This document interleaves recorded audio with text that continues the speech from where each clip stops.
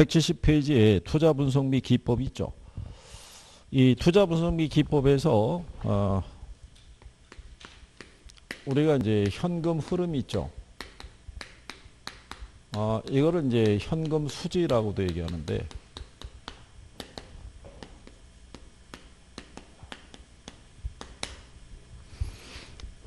이게 이제 물어보실 때 뭐 이런 것도 있어요.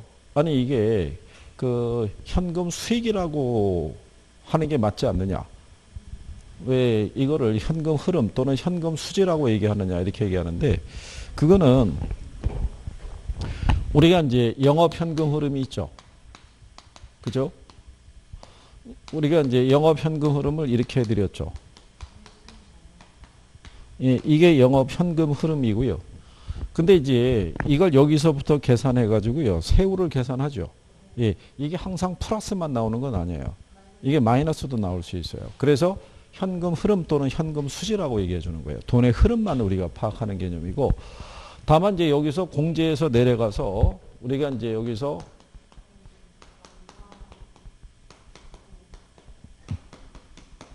이렇게 했을 때 여기서 나오는 금액을 우리가 맞추기 위해서 항상 남는 개념이 있죠. 플러스의 개념으로 해드리는 거지.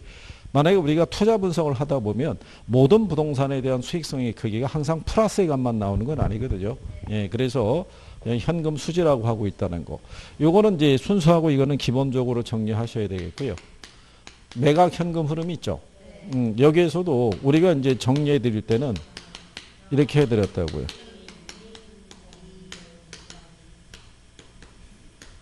이렇게 해가지고요. 여기서도 이거 빼고요. 그죠? 그 다음에 이거 빼고 이거 빼는 개념인데, 여기서도 현금 흐름을 하게 되면은 매도 가격이 있죠. 순매도액이 있죠. 세전하고 세후 있죠. 이 네 가지만 매각 현금 흐름이에요. 나머지는 이제 경비 개념으로 우리가 공제하는 개념이니까 요 순서 과정은 반드시 숙지는 해 두셔야 돼요. 그리고 이 안에서 이제 별도로 낼 수 있는 게 영업 경비 있죠. 경비 안에 포함되는 것과 포함되지 않는 것 있죠. 예. 그리고 어떤 문제를 봤더니 요 순영업소도 계산할 때 있죠. 예, 세금 반영이 돼야 안 돼요. 왜 안 돼요? 되지. 그렇죠. 아니, 그러니까 재산세만 반영이 아니라 세금은 반영이 되는 거죠. 그렇지 않겠어요? 예, 그래서 어떤 문제집에는 그 오류가 있더라고요. 그게 맞는 지문으로 돼 있던데, 그건 틀린 개념이죠. 보유세는 들어가니까 취득세는 안 들어가요. 예, 취득세는 임대사업자가 임대사업을 하기 위해서 부동산을 취득할 때 발생한 세금이잖아요. 이걸 임차자에게 경비로 부과할 수는 없다는 얘기예요. 근데 보유세는 부과해야 돼요. 왜냐하면 내가 임대사업하는 동안에 임대부동산을 소유하고 있는 과정에서 발생하는 부분이기 때문에 그거는 경비로 인정을 해준다라고 생각하시면 돼요. 그래서 요즘은 여기에서 이거 빼면 얘가 나온다는 것 있죠. 예, 이런 식으로 구성을 하기 때문에 알아두셔야 되고, 그 다음에 가로놓기 물어볼 때 있죠.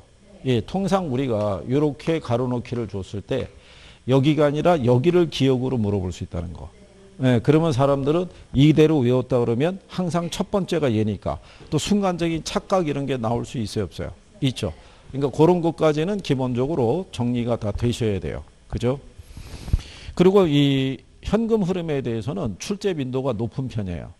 그럼 얘를 왜 그 시험상에서 인용을 꼭 해주는 이유가 뭐냐면 얘가 파악이 돼야지만 투자 분석 기법을 쓸 수 있어요. 예, 얘가 파악이 안 되면 투자 분석 기법을 적용할 수가 없는 거예요. 그래서 할인연금 수지 분석법이 있죠. 걔는 보유기간 중에 발생하는 요 세후 있죠. 예, 이거 두 가지의 흐름을 파악해서 이걸 현재 가치로 할인해서 비교하는 거고, 그 할인연금 수지 분석법이라고 있죠. 그럼 얘는 보유기간이 통상 5년이에요. 그럼 만약에 보유기간 중에 매년의 세후가 만약에 이렇게 1000 이렇게 나왔죠. 그리고 5년에는 가령 예를 들어서 뭐 1억 가령 예서 뭐 3000 이렇게 나왔잖아요. 그 5년 후에 만약에 1억 3000이 나왔다는 얘기는 1억 3000 안에는 두 가지가 다 들어가 있는 거예요. 세후 현금 수지하고 세후 지분 복귀액이 있죠. 이거를 미래 발생하는 흐름이니까 이거를 무슨 가치로? 현재 가치로 할인해서 비교하는 방법이고, 여러분들이 아시는 이 어림셈법이 있죠. 어림셈법은 1년 차 것만 판단하는 거예요. 첫 해. 그러니까 첫 해 발생한 이 흐름만 갖고 판단하는 되고 그 다음에 어림셈법에서는 매각 개념이 안 들어가요. 운영에 대한 것만 반영이 돼요. 예, 그렇기 때문에 얘는 할인을 할 필요가 없는 거예요. 첫 해 나오는 현금 흐름을 승수하고 수익률로 표시해가지고 크기만 갖고 판단하는 방법이에요. 무슨 말인지 이해하시겠죠? 예, 그래서 그런 내용 정도를 알아두시면 되겠어요. 자, 거기 37번에 보시면요. 예, 운영수지 분석에 관한 설명으로 틀린 거. 자, 가능총소득, 유효총소득, 순영업소득, 세전, 세후 나오죠. 가유순, 전후죠. 예, 그게 오지선다로 이렇게 내는 거예요. 그래서 가능총소득은 단위 면적당 추정 임대료의 임대 면적을 곱해서 구한 소득이라고 해놨죠. 예. 그래서 여러분 시험에 가능총소득을 물어볼 때 이렇게 준 거예요. 자, 임대 면적이 1800. 예, 이 중에 80%만 임대가 가능하다 이렇게 주는 거죠. 그 나머지는 뭐 소유주가 쓸 수도 있으니까. 그러면 1440 이렇게 줘요. 그런데 평방미터당 5,000원이라고 줘요. 이렇게. 그럼 1440 곱하기 얼마? 5,000원 하면 되겠죠. 계산하면 720만 원 이렇게 나와요. 이렇게 해서 그게 구한 게 가능총소득이에요. 예, 거기서부터 이제 공제해서 이렇게 들어가는 거예요. 그래서 이렇게 구할 수 있다는 거. 그 다음에 유효총소득은 가능총소득에서 공실손실 상당액과 불량부채액이 있죠. 얘를 차감하고 기타 수입을 더해서 구한 소득이라는 거. 그래서 유효총소득이 지문으로 많이 활용을 해요. 얘가 표현을 이렇게 구성할 수 있기 때문에. 그 다음에 4번에 가면 세전현금 흐름이 있죠. 순영업소득에서 뭐를? 부채서비스액을 차감한 소득이고요. 세후는 세전현금 흐름에서 영업소득세를 차감한 소득이죠.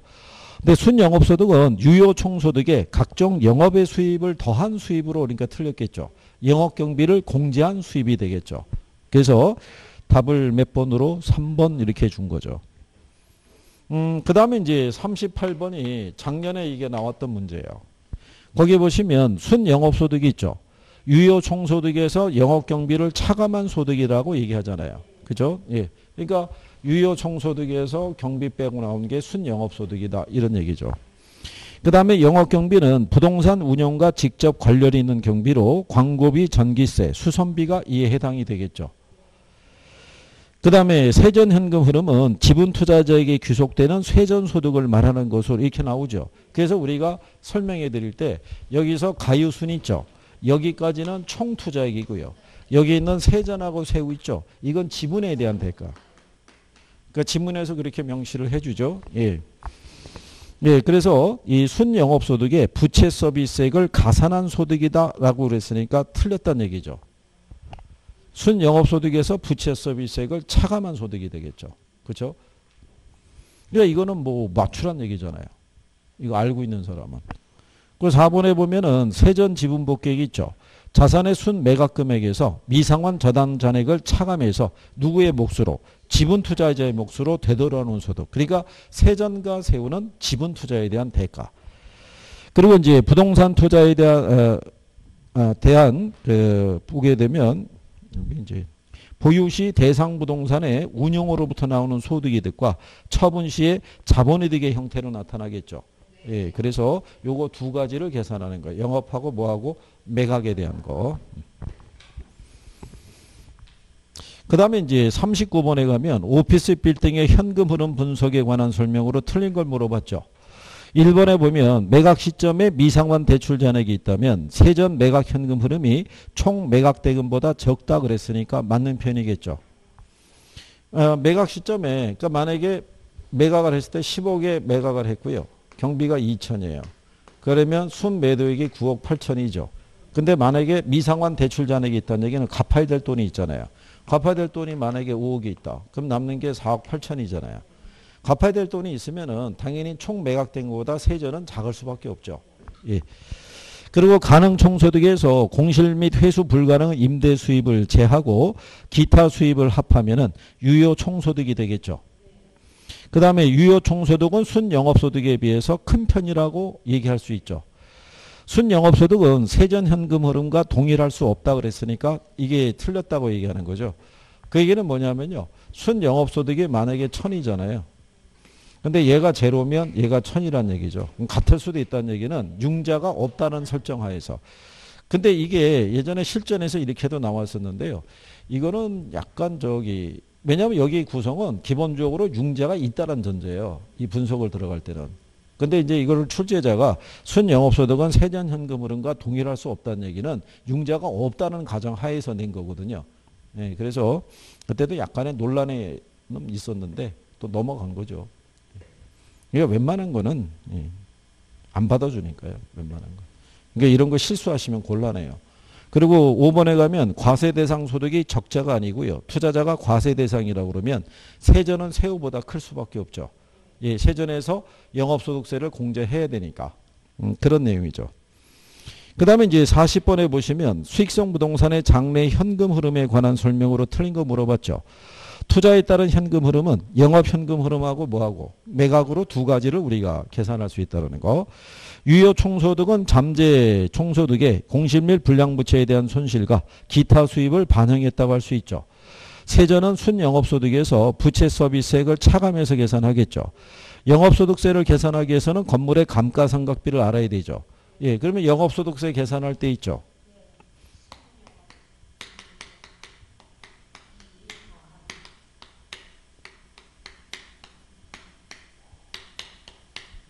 예, 이거 두 가지를 다 기억해 두시는 게 필요할 거라는 거는요. 지금까지 계산을 했을 때는 다 이 기준으로 줬어요. 근데 만약에 지문으로 나올 때는 예를 줄 수도 있다고요. 계산하는 게 아닐 때. 그럼 여러분들이 항상 익숙해져 있는 게 순영업소득에서 이자하고 감가상각비를 공제해서 과세 소득을 구하고 세율을 곱하면 나오잖아요.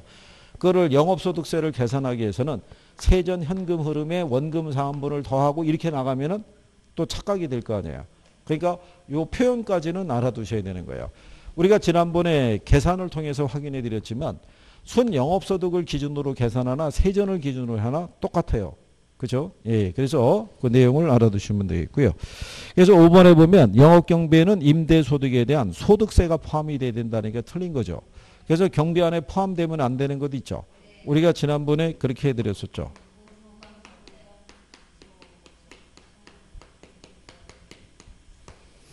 여러분이 공부한 소감을 소개한다라는 이런 뜻으로 해서 공실, 부채 서비스세, 소득세, 감가상각비, 소유자 급여, 개인적 업무비. 그죠? 예, 그래서 그건 기본적으로 그렇게 구별할 수 있으시면 되죠. 예, 그 다음에 오피스 빌딩의 순영업소득을 추정할 때 필요한 항목이 아닌 것 있죠. 그죠? 예, 그러면 여러분들이 보시면은 답은 5번의 이자 비용이 되죠. 그죠? 예. 임대료 수입 있죠. 가능 총소득이나 유효 총소득이 임대료 수입이라고요. 그러면 공실률 반영해야겠죠. 예, 그 다음에 기타 수입에 주차료 수입 이런 거 들어가겠죠. 경비 안에 화재보험료 들어가잖아요. 그죠? 예, 그런 개념으로 구별하시면 되겠고요. 그 다음에 42번에 보면요. 부동산 투자 분석의 현금 흐름 계산에서 유효 총소득을 산정할 때 다음 중에 필요한 항목은 모두 몇 개냐고 물어봤죠. 그럼 유효 총소득을 구하기 위해서는요. 우리가 알아야 될 게 가능 총소득도 임대 수입이에요. 그 다음에 뭐 빼야 되냐면 공실 빼야겠죠. 예, 그 다음에 여기다가 기타 수입 있죠. 이걸 더해야 되죠. 이거를 반영하면은 유효 총소득을 구할 수 있죠. 예, 그래서 거기서 임대료 수입하고요. 그 다음에 영업의 수입 있죠. 예, 그거 두 개만 들어가죠. 나머지 영업소득세, 이자 상환의 경비, 감가상각비는 반영이 안 되죠. 예, 그래서 이런 식으로. 그러니까 이것도 결국 익숙해지면은 또 풀어갈 수가 있어요. 익숙해지면은. 그러니까는 결론은 낯설었던 애인데 얼마나 많이 봤느냐 이거예요. 많이 봐서 나한테 익숙해지면은 답을 찾는 속도가 빨라지는 거고요. 어쩌다 한 번씩 보게 되면 계속 낯설은 거예요. 그죠? 예, 그러니까 43번에 보시면 투자 분석의 현금 흐름 계산에서 순영업소득하고 세전 지분 복귀액을 산정하는데 각각 필요한 항목이 있죠. 예, 단 이제 투자금의 일부를 타인 자본으로 활용하는 경우를 우리가 가정한다라고 돼 있어요. 그러면 순영업소득을 우리가 이제 산정하는 과정에서 보면 기타 소득은 들어가겠죠. 그 다음에 재산세 들어가겠죠. 그래서 순영업소득 계산할 때는 기억하고 미음이 있죠. 두 개가 반영이 돼요. 그러면 딱 2번하고 3번으로 압축이 되죠. 그렇잖아요. 그러면 세전 지분법격을 계산할 때 차이가 미상환 저당장금이 있죠. 예, 그 다음에 양도소득세잖아요. 그러니까 세전이니까 세금이 반영되면 안 되겠죠. 그러니까 니은하고 리을. 그래서 답을 2번 이렇게 주는 거죠. 이렇게. 그래도 이 정도의 난이도면 충분히 풀 수 있는 거예요. 실전에서 이렇게 물어본 건데. 그렇죠? 예. 나중에 그 가급적이면은 다들 합격하셔가지고, 그죠? 이게 여기 계신 분도 여기 와서 만나신 건가요? 네. 학원에 와서. 그러니까 그것도 참 대단한 인연이라고 할 수 있죠. 그렇지 않겠어요? 우리나라 전국에서, 그죠? 이 도시에 거주하게 되면서, 그것도 공교롭게도 같은 시기에 이 시험에 관심이 있어갖고, 또 그것도 이 학원에서 만났다는 것도 대단한 인연이라고 밖에는 할 수가 없는 거죠. 그죠? 근데 이게 계속 유지가 될 때는 되면 다 같이 되든가. 뭐 이런 게 있어야 돼요. 그죠? 예? 예, 그러니까 서로 부족한 거 이런 거 보완을 많이 하셔야 돼요. 예? 부족한 거. 그래서 자, 그 다음에 44번에 보면 부동산의 수익과 수익률에 관한 설명으로 옳은 것을 물어봤잖아요. 그죠? 예, 거기 보면 요구 수익률은 해당 부동산에 투자해서 획득할 수 있는 최대한의 수익률이라고 그랬죠. 요구 수익률이라는 건요. 투자자가 투자하기 위해서 충족되어야 할 최소한의 수익률을 얘기를 해요. 최소한의. 그 다음에 총투자 수익률은요. 세전을 지분 수익률로 나누어서 계산한다고 그러죠. 예, 그러면 총투자 수익률이 아니죠. 예, 거기 보면 세전을 지분 투자액으로 나눠서 계산하는 것도 있죠. 그건 무슨 수익률이에요? 네, 그런 세전 수익률 또는 이 지분 배당률 이렇게 얘기하는 경우죠. 예. 그래서 총투자 수익률을 이렇게 보시면 되죠. 총투자 수익률이 있잖아요. 얘 또 다른 표현을 종합자본 환원율 또는 뭐 자본 환원율 이렇게 되게 돼요. 얘는 이건 순영업소득의 크기라고 하죠. 그죠? 그 다음에 이제 우리가 지분 배당률이라고 얘기를 하고요. 얘 또 다른 표현을 우리가 세전 수익률이라고 그래요.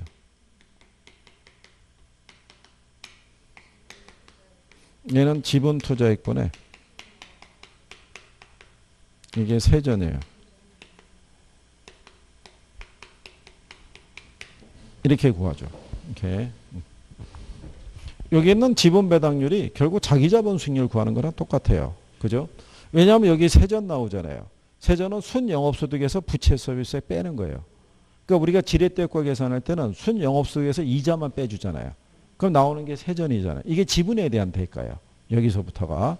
그래서 이걸 가지고 지분 배당률을 우리가 구할 수 있죠. 그 다음에 기대 수익률이 요구 수익보다 작을 때 투자안이 채택이 된다니까 틀린 거죠. 예. 그 다음에 순영업소득의 산정 과정에서 해당 부동산에 재산세는 차감하나 영업소득세는 차감하지 않는다라고 얘기하죠.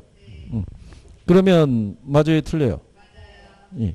그래서 이게 맞는 편이고요. 회수 불가능한 임대료 수입이 있죠. 영업경비에 포함해서 순영업소득을 산정한다 그랬을 때 그거는 이미 유효총소득을 구할 때 반영한 거죠. 예. 그래서 답은 4번 예, 이렇게 보시면 되겠고요. 그 다음에 이제 계산하는 게 이제 들어가 있어요. 그죠? 자, 아까 우리가 한번 이제 계산할 때 활용한 건데요.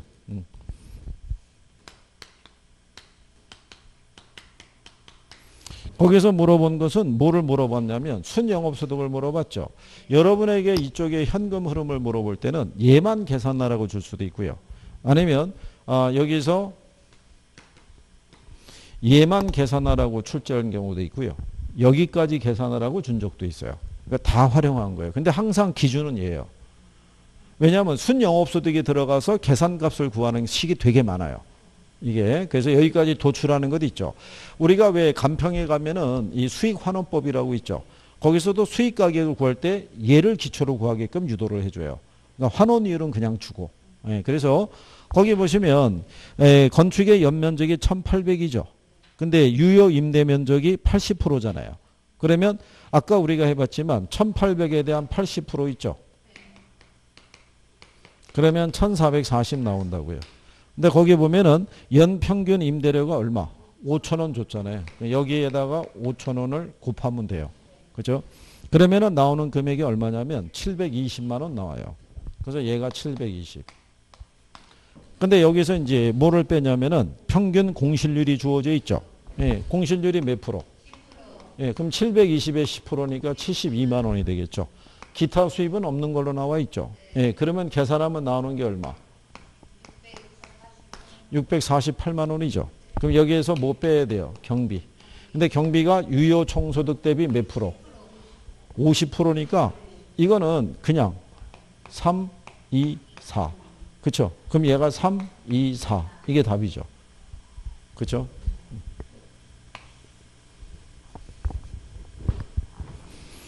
그런데 이제 46번에 보시면 어느 회사에 1년 동안의 운영 수지다. 세후 현금 수지는 이렇게 물어봤잖아요. 그러니까 얘는 또 계산에 대한 부분을 어떻게 해야 돼요? 다 또 해봐야 되죠. 그러면 이제 제일 먼저 나오는 게 가능 총소득 주어져 있죠. 얼마? 자, 거기에 따른 이제 공실이 있죠. 예, 공실이 얼마? 5%. 그러면 4,800에 5%면은 240만 원이죠. 예, 그러면은 기타 수입이라는 거는 안 들어가 있죠. 예, 없으면은 요거 빼면 나오는 게 얼마? 4,560이 나오죠. 근데 영업 경비가 주어져 있죠. 예, 경비는 얼마? 240만 원. 그러면은 순영업소득이 얼마?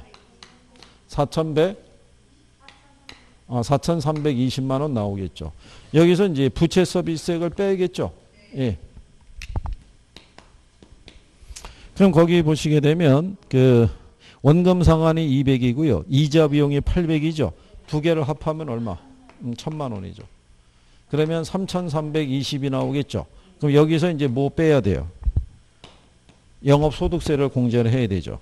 그러면 이제 영업소득세를 공제할 때 여기 기준은 이제 순영업소득 기준한 거예요.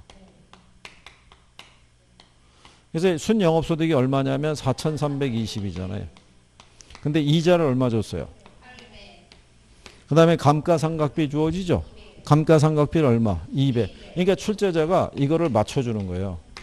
그러면 4,320에서 1,000만 원 빼는 거잖아요. 그러면 얘가 3,320이 나오죠. 세율이 몇 프로? 그럼 3,300에 0.2 했고 20%를 우리가 공제하게 되면요. 그러면 영업소득세가 664만 원 나오죠. 그러면 남는 게 얼마? 2,656만 원. 이게 답이겠죠. 이게. 그러니까 여기까지 다 들어와야 되는 거죠. 그렇죠? 뭐가 많이 걸리겠어요? 시간. 그게요.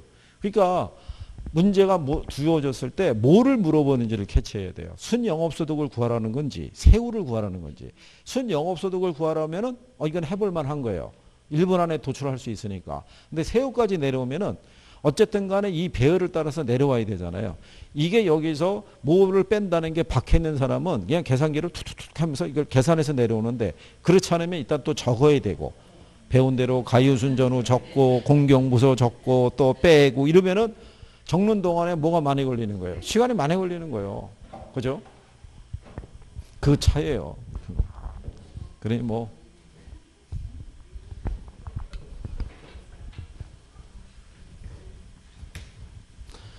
그게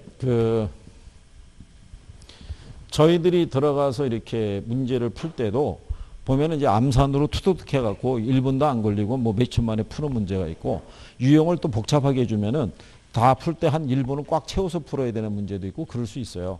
근데 수험생들이 푸시게 되면은 그게 시간이 단 몇십 초 안에 푼다는 보장이 없다고요. 일단은 식을 떠올려야 되고 뭐를 대입해야 되는지를 생각을 해야 되고 그런 사이에 시간은 흘러가거든요. 그래서 계산을 가는 과정에서 집착하지 말라는 이유가 그거예요. 그런데도 시험장에 막상 들어가시면은 집착을 해요. 참 희한하죠. 그렇게 얘기해가지고 하지 말라고 얘기했는데도 불구하고 자기 고집대로 일단 푸는 거예요. 그렇죠? 선생님 입장에서는 되게 안타깝죠. 그렇잖아요. 자, 저희가 대신 풀어드리면 얼마나 좋겠어요. 그죠? 예? 예. 그 학원에 선생들이 들어가서 풀어가지고 성적이 85점 이상이 나오면 합격이다. 뭐 이렇게 해주면 얼마나 좋겠어요. 그죠? 현실은 그렇지 않으니까.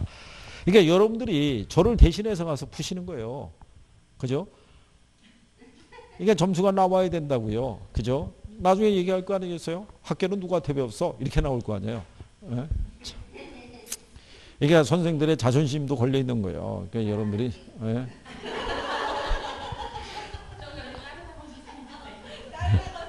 아니 말을 안 한다고 그게 되나요? 이미 다 올라가 있는데 그죠? 예. 누가 강의했었지? 거기 그러면 다 한다고요. 그게. 아 독학했다고요? 그래. 요것도 기본으로 구별해야 돼요. 할인 기법 있죠? 이거 기억하시죠?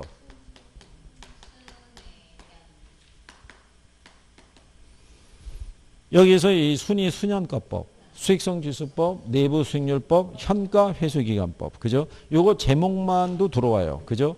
우리가 비할인 기법에 들어가는 것도 있죠. 일단 회 들어간 애들 있죠. 예, 그러니까 회계적 이익률법, 회수기간법 있죠. 예, 근데 여기 이 어림셈법 있죠. 어림셈법에 가면은 승수법이 있잖아요. 그리고 수익률법이라고 있잖아요. 여기 들어간 애들이 다 비할인 기법이에요. 그러니까 승수라고 표현이 되면은 화폐 시간 가치를 반영했다 안 했다? 안 했다. 그리고 여름에는 제가 이 회를 조심하라고 그랬었죠. 예, 그래서 회 들어간 애들은 해당이 안 된다는 비할인 기법. 그래서 47번에 가면 화폐 시간 가치를 고려하지 않은 방법이 있죠. 그래서 1번에 회계적 수익률법 이렇게 나와 있는 거예요. 그리고 뒤로 넘어가시면 48번 있죠. 다음 부동산 투자 타당성 분석 방법 중에서 할인 기법이 아닌 걸 물어봤죠. 회 들어간 애들 고르시면 돼요. 회수기간법하고 회계적 수익률법 있죠. 걔네 둘이 해당이 안 되는 거예요. 그래서 그 내용은 기본적으로요. 49번도 보시면 수익성 지수법이나 수년제 가치법은 화폐 시간 가치를 고려한 투자 결정 기법이라 쓰니까 맞는 편이죠. 그 다음에 이번에 단순 회수기간법이나 회계적 이익률법은 화폐 시간 가치를 고려하지 않는 투자 결정 기법이다. 이런 얘기죠. 그 다음에 우리가 투자 분석 기법에 들어가게 되면요. 순양가법 아시죠? 순양가법에서는 순양가는 0보다 크거나 같으면 수익성 지수는 1보다 크거나 같으면 내부 수익률법에서는 투자자의 요구 수익률과 비교하죠. 얘보다 크거나 같으면 투자할 수 있는 거예요. 그죠? 예. 그래서 내부 수익률이 요구 수익보다 작을 때 그 투자를 기각하겠죠. 그죠? 자, 그럴 때 우리가 순양가법이 있고 내부 수익률법이 있죠. 둘 중에 어느 게 더 우월하다고 그랬어요. 예, 순양가법이. 그래서 5번에 보면 일반적으로 내부 수익률법보다 수년제 가치법이 투자 준거로 선호된다고 그러죠. 예. 그래서 4번에 보면 어림셈법 중에서 순소득 승수법의 경우 있죠. 이때 승수 있죠. 예, 승수가 어떤 의미라고 그랬어요? 이게 회수기간이에요. 회수기간은 긴 게 좋다, 짧은 게 좋다. 짧은 게. 그래서 승수는 작을수록 좋다고 그랬죠. 예, 그러니까 승수값이 작을수록 회수기간이 짧아지는 거죠. 승수값이 커지면 회수기간이 길어지는 거잖아요. 그래서 이거는 승수의 의미를 알고 있느냐를 물어본 거죠. 기초적인 개념을.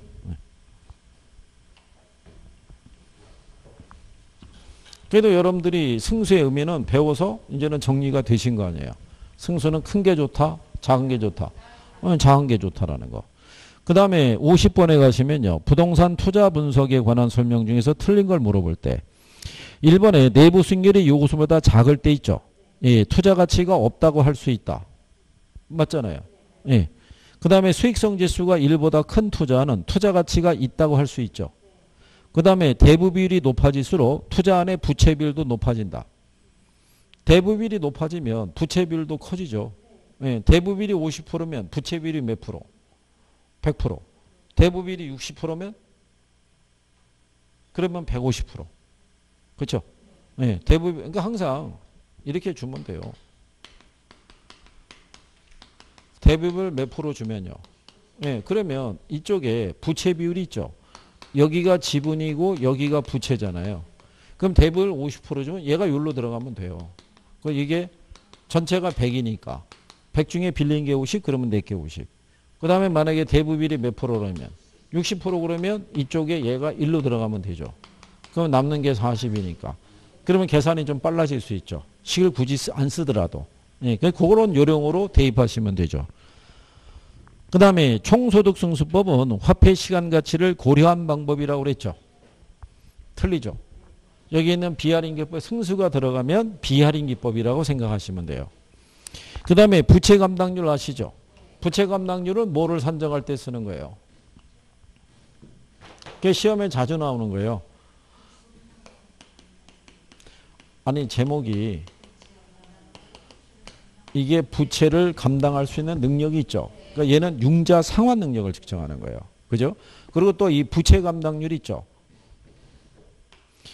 뭐를 측정할 때 쓴다고요?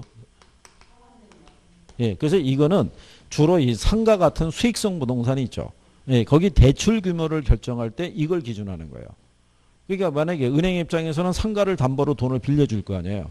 그럼 이 사람들이 빌려간 돈에 원리금을 갖다가 제대로 상환하기 위해서는 수익이 많이 나와야지만 원리금을 상환할 수 있을 거 아니에요. 그죠? 예. 그래서 이제 그걸 얘기하는 거예요. 그리고 만약에 돈을 빌려줬을 때 이 사람이 갚을 수 있는 부분에 약간 회의가 들잖아요.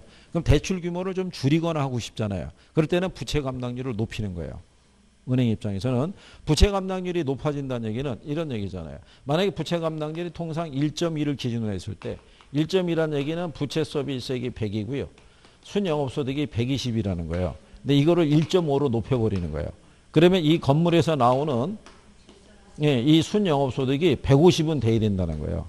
그러니까 수익이 많이 나와야지만 융자를 해줄 수 있다는 얘기예요. 이 조건이 충족이 안 되면 추가로 담보를 대출하든가 뭐 이렇게 해서 이제 유도하는 경우죠.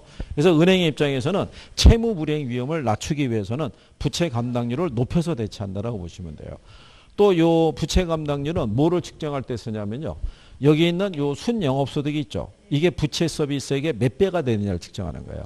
요게 1.2가 나왔죠. 그 얘기는 순영업소득이 부채 서비스액의 1.2배라는 거예요. 무슨 말인지 이해하시겠죠? 그리고 이 부채 감당률이 1보다 크다라는 의미는 뭐예요? 그렇죠. 이 부동산에서 벌어들인 순영업소득으로 부채 서비스액을 상환하고도 잔여액이 있다는 얘기예요. 남는 거. 그렇죠? 예, 그런 식으로 다 출제한 거예요.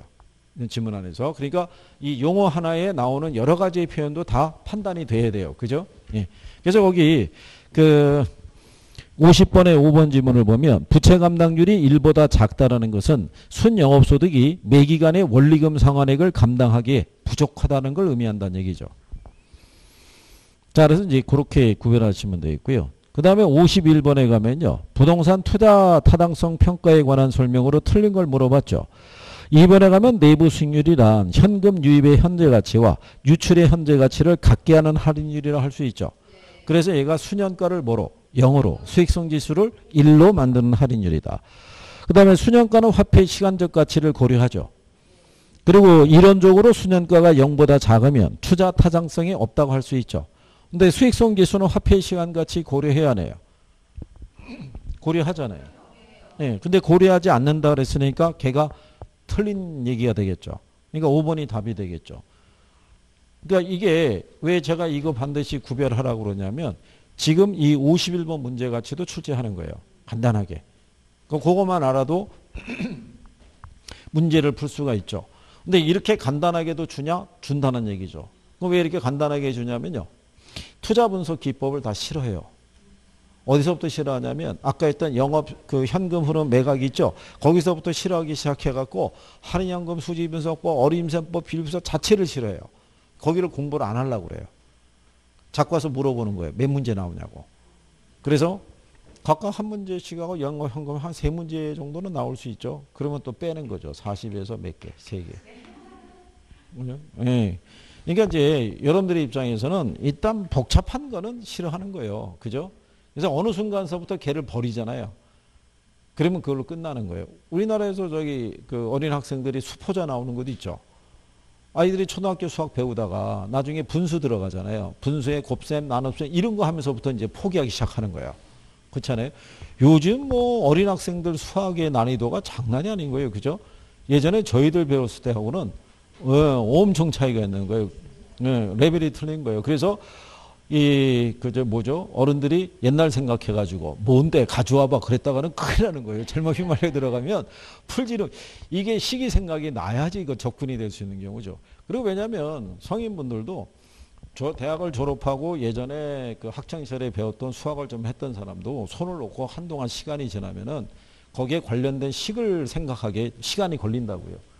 근데 이제 뭔가를 멋있게 보여줘야 되는데 그러질 못하다 보니까. 그래서 이번에 코로나19 때문에 학부모의 수학 실력이 드러난 경우가 된 거죠. 아이들이 학교를 가거나 학원을 가서 배워야 되는 건데 재택을 했잖아요, 집에서. 그러니까는 인강 듣다가 궁금한 거는 누가? 그죠? 엄마가 가르쳐줘야 되는데, 예. 그러니까 엄마가 얘기할 수 있는 히든 카드가 누구냐면 이따 아빠 들어오면 물어봐. 이렇게 되는 거죠. 아, 그래요? 아, 예. 아, 그럼, 아, 그렇군요. 앱을 또 설치해 놓고, 아, 그래서 문제는 다 비슷하니까. 아,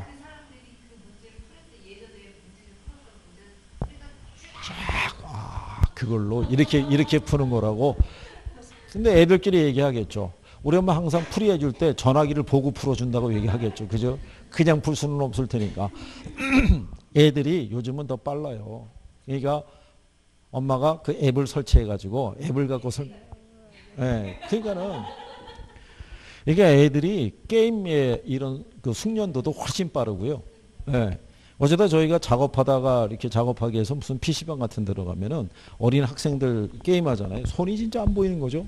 막 진짜 뭐 우와 옆에서 보고 있으면 야 저건 뭐 우리 때는 없었던 게임인데 저거를 그렇게 하는구나. 그래서 그런 거 보면은 아이들의 참 인지도가 빠른 거죠. 예. 여러분들도 예전에 그랬다는 거예요. 그죠? 예, 그게 이제 세월이 이제 지나면서 그게 이제 조금 약해진 감이 좀 떨어진 상태니까 감만 살아나면은 뭐 무서울 게 어디 있겠어요. 그죠?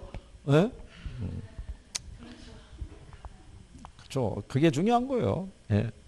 그래도 제가 볼 때는 여기까지 오신 것도 대단한 거예요. 이게 원래 여러분들이 이 전공한 게 아니잖아요. 근데 여기 와서 배워가지고 여기까지 일단 올라오신 거 아니에요. 여기까지. 일단은 여기 나오는 용어나 뭐 이런 것 있죠. 여러분들이 여기 학원에 등록하기 전에는 할인 기법이 뭐 순수내연 이런 거 뭘 저기 했겠어요. 그죠? 여기 있는 비할인 기법, 어림셈법의 승수법 이런 걸 갖다가 우리가 접할 일이 없었잖아요. 근데 여기 와서 배워서 다 한 거 아니에요. 그죠? 대리가 그렇게 많은지는 여기 와서 처음 알은 거예요. 그죠? 그 차례 내가 알고 있는 김대리, 이대리가 아닌 거죠. 그죠? 무권대리, 뭐 표현대리 얼마나 많아요. 그죠? 참 장족의 발전을 하신 거죠. 그런 용어가 나오더라도 절대 당황하지 않잖아요. 그죠? 네. 아니 왜냐면 여러분들 예전에 직장 생활했거나 박관 양반이 할 때 표현할 때 주로 나오는 게 김대리, 이대리, 박대리지 그렇지 않겠어요? 근데 이제 여러분끼리 서로 대화를 나누잖아요. 표현대리가 뭔지 무권대리가 뭔지 이런 거 대리를 얘기하잖아요. 그러니까 벌써 낮았다는 얘기죠. 그렇잖아요. 그런 의미에서 우리는 52번을 가보는 거죠. 자, 거기 보면 얘 작년에 나왔던 거예요. 거기 보시면 틀린 거 물어봤죠. 네. 내부 수익률은 투자로부터 발생하는 현재와 미래 현금 흐름의 수년제 가치를 1로 만드는 할인율을 말한다고 그러죠. 바로 이게 답이죠. 자, 순영이 수일이 아시죠? 수년가를 뭐로? 0으로, 수익성 지수를 1로. 그러니까 이게 기본적인 요건만 알면은 이 이론을 어렵게 안 준다고요. 그러니까 포기하지 않고 용어 정리를 해주는 사람은 바로 맞출 수 있는 거예요. 그 다음에 수년가 아시죠? 제가 이렇게 해드린 거죠. 우리가 수년가는 현금 유입의 현가에서 현금 유출의 현가를 뭐 한다 그랬어요. 예, 이게 뺀 거라고 그랬죠. 그래서 얘가 0보다 크거나 같으면 투자하고요. 수익성 지수 있죠. 얘는 유입의 현가를 유출의 현가로 나눠서 1보다 크거나 같으면 내부 수익률이 있죠. 얘는 유입의 현가하고 유출의 현가를 같게 해주는 거예요. 이거를 요구 수익률과 비교해서 크거나 같으면 투자한다고 그랬잖아요. 그죠? 그러면서 얘네 두 개를 같게 하니까 수년가를 0으로 수익성 지수를 뭐로? 1로. 근데 여기 있는 순영이 있죠. 얘는 빼기를 잘하고 여기 있는 수일이는 나누기를 잘한다고 그랬어요. 그러니까 얘는 빼서 계산하고 얘는 나눠서 계산한다는 얘기예요. 무슨 말인지 이해하시겠죠? 그러니까 그러면 이런 내용을 저희가 강의할 때 올해만 강의하고 작년에는 강의 안 하고 그게 아니라 매년 저렇게 알려줘요. 저렇게. 요거라도 해주시면 된다. 복잡한 것까지는 안 해도 된다. 기본적인 것만 해도 문제를 풀 수 있다. 그죠? 그러면서 여기 있는 수년가하고 내부 수익률 있죠? 예, 얘하고 비교할 때. 그죠? 뭐가 더 우수한 방법이다. 수년가가 더 우수한 방법. 몇 가지의 포인트만 갖고 들어가셔도 충분히 문제를 풀 수 있는 거예요. 그래서 거기 2번은 수년가는 뺀 거죠. 4번의 수익성 지수는 나눈 거죠. 그죠? 근데 5번에 가면 민감도 분석이라고 들어오잖아요. 그래서 아까 말씀드린 거예요. 민감도 분석이라는 게 그게 이 투자에서만 쓰이는 게 아니고요. 개발, 관리 여러 분야에서 쓸 수 있는 게 민감도 분석이에요. 이게. 그래서 답을 1번 이렇게 준 거죠. 그 다음에 이제 53번에 가면요. 자, 재무비율과 승수를 물어봤죠. 예, 거기서 여러분들이 보시면 동일한 투자의 경우에 순소득 승수가 총소득 승수보다 크다라고 해놨죠. 예, 커요, 안 커요? 순소득 승수가 자, 우리가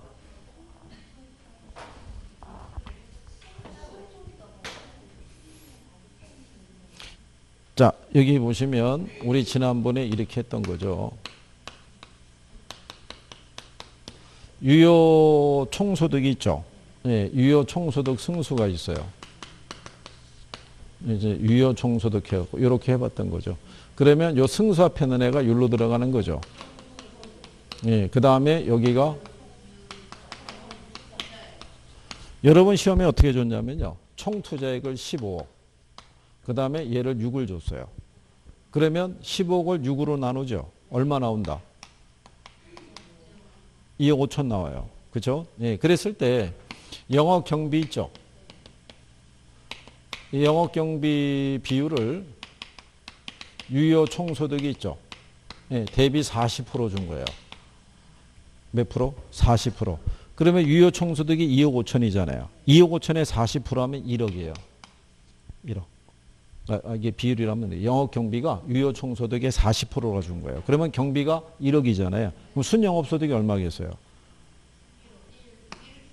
유효 총소득이 2억 5천인데 여기서 경비가 1억이란 얘기잖아요. 그럼 얘가 1억 5천일 거 아니에요. 그러면 여기 순소득 승수가 있죠. 그럼 얘가 총 투자액이 15억일 때 얘가 1억 5천이잖아요. 그러면 얘가 10 나오죠. 그죠? 네, 그러니까는 두 개 비교하면은 어느 게 커요? 이게 클 수밖에 없는 거예요. 왜 얘가 크겠어요? 수익이 작잖아요. 그렇죠? 네, 그러니까 1번 지문은 맞는 거죠. 총소득 승수보다 순소득 승수가 더 크죠. 무슨 말인지 하시겠나요? 네. 그래서 2번에 보면 동일한 투자의 경우에 일반적으로 세전 현금 수지 승수가 세후 현금 수지 승수보다 크다라고 그러죠. 그러면 틀리죠. 세전하고 세후를 비교하면 어느 게 수익이 커요? 세전이 크니까 걔가 작을 수밖에 없는 거죠. 그러니까 여기에 승수의 의미를 분명하게 이해하면은 답을 찾을 수 있는 거예요. 그리고 이제 부채 감당률이 있죠. 1보다 작으면 순영업소득이 부채 서비스액을 감당할 수 없다고 우리가 확인하는 거죠.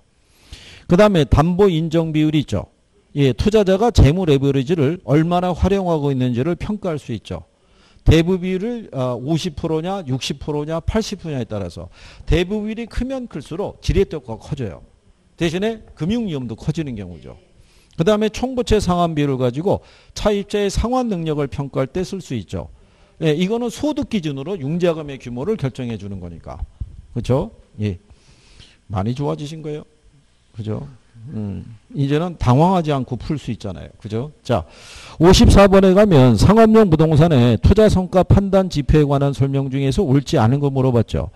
부채 감당률이 1보다 크다라는 것은 순영업소득이 부채 할금을 상환하고도 뭐가 있다? 예, 잔여액이 있다는 의미죠. 순환가법은 장래에 기대되는 세후소득의 현값과 투자 비용의 현값을 서로 비교해서 투자 의사를 결정한다고 그러죠. 우리가 거기 보시면은 아까 우리 수년가라는 것이 유입의 현가하고 유출의 현가를 비교한다고 그러죠. 요 유출이라는 게 지분 투자액. 이거를 다른 말로 초기 투자 비용이라고 그래요. 내가 투자론에서는 투자하기 위해서 지출한 돈이 있죠. 그걸 비용으로 간주해요. 비용으로. 그래서 출제자가 이렇게 안 쓰고 초기 투자 비용 이렇게 바꿔버린 거예요. 그러면 내가 익숙하지 않은 표현이 나면 또 틀리다는 얘기죠. 그러니까 유출의 원가를 무슨 투자에 이렇게 표현할 수도 있고요. 이거를 초기 무슨 비용? 투자 비용이라고도 표현할 수 있는 거예요. 투자하기 위해서 지출한 돈을 투자론에서는 비용으로 간주하는 거예요. 비용으로. 그 다음에 내부 수익률은 수익성 지수가 뭐가? 1이 되는 거죠. 그럼 수일이 생각하면 되죠. 자본 환원율은 화폐 시간 가치를 고려하지 않는다는 얘기죠. 근데 현가 회수기간법이 화폐 시간 가치 고려하지 않는다 그랬으니까 틀렸다는 얘기죠. 아까 우리가 순수 내현 그랬잖아요. 그렇죠? 이 정도 나오면은 풀 수 있지 않을까요? 그죠? 예. 충분히 풀 수 있으시죠. 그 다음에 이제 55번에 가면 부동산 투자 분석 기법에 관한 설명으로 옳은 거 모두 고르라고 그랬죠. 예, 이것도 회차가 표시가 안 돼 있는데 이거는 이제 기출에서 나왔던 거예요. 자, 거기 보시면 자, 내부 수익률, 수년제 가치법, 수익성 지수법은 할인 현금 흐름 기법에 해당이 되죠. 그 다음에 수년제 가치가 0이 되는 단일 투자의 경우 수익성 지수는 1이 된다라고 그랬어요. 그죠? 기억하시나요? 그 다음에 재투자일로 내부 수익률법에서는 뭐를 써요? 아니 이거는 외울 필요도 없는 거예요. 내부 수익률법이죠. 얘는 뭐든 할인율이든 재투자일이든 내부 수익률 쓰는 거예요. 얘 빼고 나머지가 요구 수익률 쓰는 거예요. 순양가법하고 수익성지수법 있죠. 거기 할인율로 요구 수익률 써요. 그래서 거기 재투자율로 내부 수익률법에서는 요구 수익률을 사용하는데 수년제 가치법에서는 시장 이자를 사용한다니까 틀린 거예요. 그리고 회계적 이익률법에서는요. 투자안의 이익률이 목표 이익률보다 높은 투자안 중에서 가장 이익이 높은 투자안을 선택하는 게 합리적이라는 얘기고요. 내부 수익률법에서는 이것도 저희가 강의 시간에 해드린 거예요. 이렇게 있죠.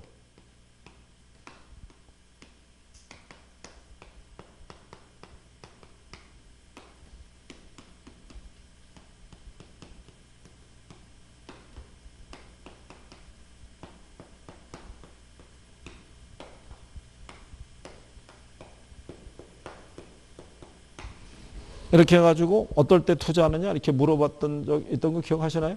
네. 어떤 거?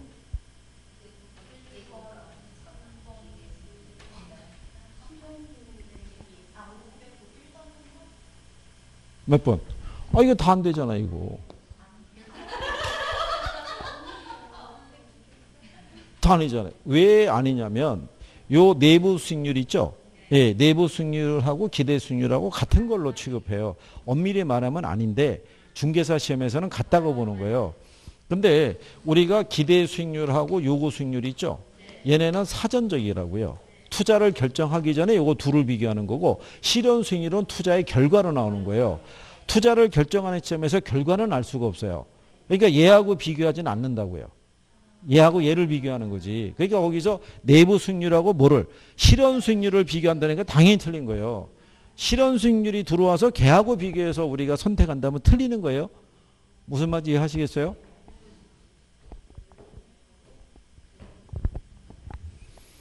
그래서 그거를 여러분들이 그래서 여러분들이 그 보시게 되면 미음이 들어가 있는 애들은 다 틀린 거예요. 그래서 남는 게 1번하고 2번만 남잖아요. 차이가 리을이라고요. 그러니까 리을이 맞는 표현이니까 답이 2번이 되는 거예요. 이게. 그러니까 자꾸 해보시면은 몇 가지 기본적인 건 똑같아요. 물어보는 게. 한두 개 추가되는 수준이라고요. 근데 여러분이 알고 있는 수준에서 답을 주지 여러분이 아주 이해하기 힘든 지문으로 구성하진 않아요. 그렇게 생각하시면 될 거예요. 자, 잠깐 쉬셨다가 또 이어서 풀어보시죠. 이게 또 뒤로 또 슬슬 가면은 계산 문제가 또 쭉 깔려 있어요.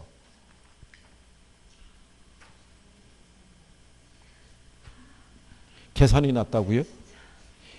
안 그래요. 계산을 하시다 보면은 나중에 계산에 잘못 휘말려 들어가면은 시간은 시간대로 뺏기고 값은 값대로 안 나오고 막 그래요. 요령을 알면 쉬워도 그렇죠?